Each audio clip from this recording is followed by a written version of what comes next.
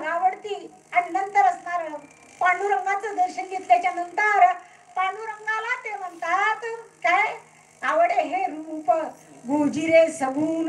गोजिरे म्हणजे कसं बाळ सगुण गुणाचे ताने गे बाळ दिसती गोजिरवाने गे. गवळणी म्हणायच्या बाळ कसं आहे सगुण गुणाचा आहे.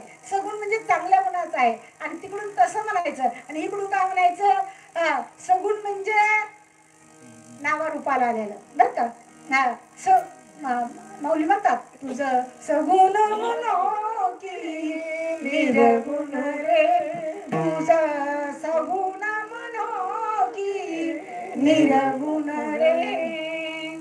सगुण निर्गुण एक गोविंद रे एक गोविंद रे तुझं सगुण म्हणो की निर्गुण रे तुझं सगुण म्हणो की निर्गुण रे तुझं सगुण म्हणो की निर्गुण रे. तुकाराम महाराज म्हणतात तुला सगुण म्हणू का निर्गुण म्हणू. तू सगुण आहे.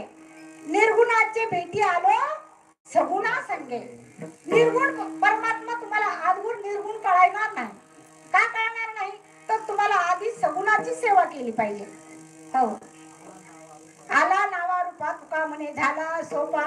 हो कुणी नावा रूपाला आणलं बरं त्यांना. देवाला नावा रूपाला आणलं कुणी. हा तुम्ही आम्हीच आणलं ना महाराज. तुम्ही आणला रूपा बळे करुणे खळे हरी करुणे खळे हरी दासी करुणे खळे हरी दासी.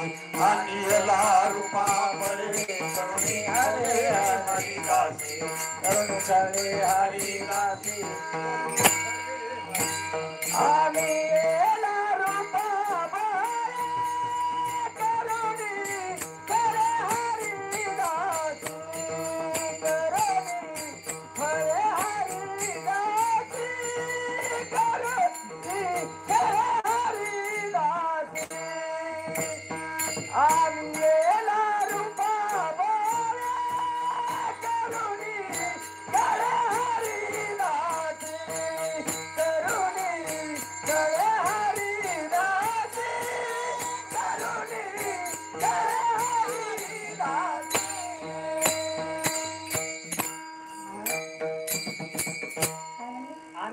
रूपा बळे करुणी खळे हरिदासी. अनिला रूपा बळे करुणी खळे हरिदासी. हरिदास म्हणजे हरी तैसे हरीचे दास म्हणून दिसती उदास धरुणी भक्तीची बळकट कास. बर का हरिदास तुम्हाला म्हणायचं ज्याच्यापाशी भक्ती आहे त्याच्यापाशी भाव आहे आणि त्यालाच हरिदास म्हणायचं. तुम्ही म्हणतात आला नावा रूपा कोणी आणला ना साधू संतांनी. साधू संतच ना तुम्ही. मग तुम्ही साधू संत नाही का. संत म्हणजे काय म्हणे संत कशाला म्हणायचं. संत ही तुम्हाला कळतच नाही.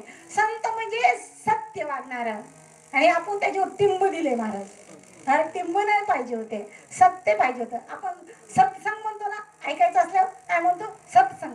सत म्हणजे चांगला विचार सत्य सत्य वागा सत्य राहा असं म्हणतात तुकाराम महाराज.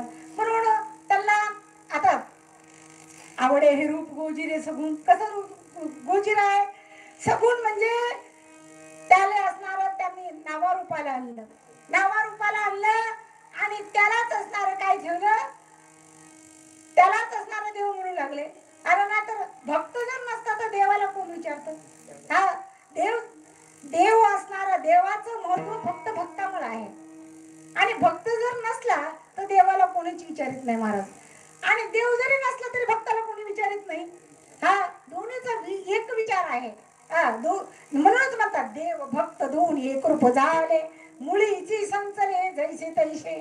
म्हणून सगळ्यामध्ये माणसाला जास्त जास्त काय आवडावा तर कोणाकोणाला काही काही असणारे काही लोकांना परमार्थच आवडायला पाहिजे. मनुष्याच्या जन्माला आल्याच्या नंतर परमार्थ आवडायला पाहिजे. कारण साधू संतांनी सांगितलं उठा जागे व्हा रे आता स्मरण करा पंढरीनाथा भावे चरणी ठेवा माता चुकवी व्यथा जन्माच्या. अरे बाबा त्यांनी सांगितलं की ते सांगून सांगून ते असणारे